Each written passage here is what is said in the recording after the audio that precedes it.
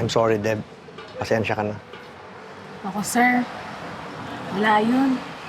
Okay lang naman kahit mangulit ka dito. Cute ka naman eh. Chechos! Salamat na rin ha for giving me closure. Alam mo, ang tagal kong hindi mabitawan ang pagmamahal ko para kay Sally. 25 years. At dahil sa'yo, nakita ko siya muli. At dahil sa'yo, natutunan ko na ring bitiwan siya. Kaya muli, maraming salamat. Mabuti naman, sir. At least ngayon, makaka-move on ka na talaga. For real. Dahil sa'yo, salamat. Alam mo, sir, makakahanap ka din ng pagmamahal na deserve mo. Yung pagmamahal na magtatagal, tsaka makakasama mo habang buhay. Ikaw rin. Sana mahanap mo yung love that you deserve. Paano? Tuloy po ka.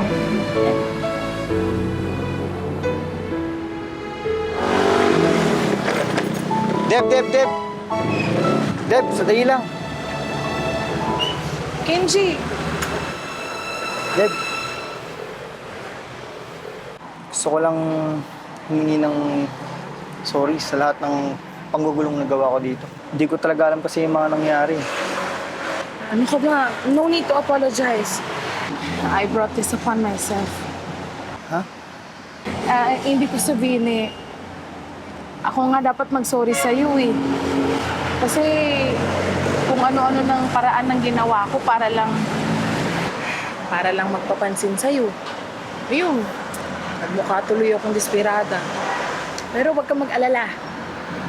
Hindi mo na ako makikita ulit dito kasi natanggap na ako dun sa kabilang work.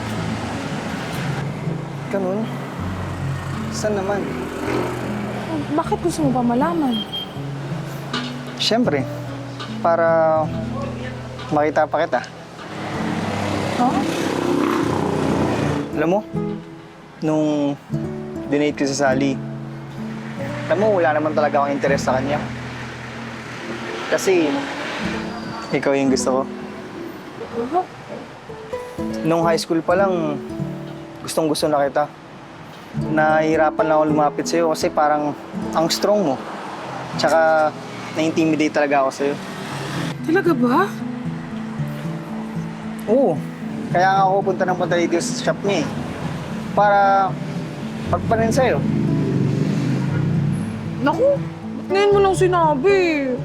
Kung alam ko lang. Bakit? Gusto mo rin ba ako? Oo, matagal na.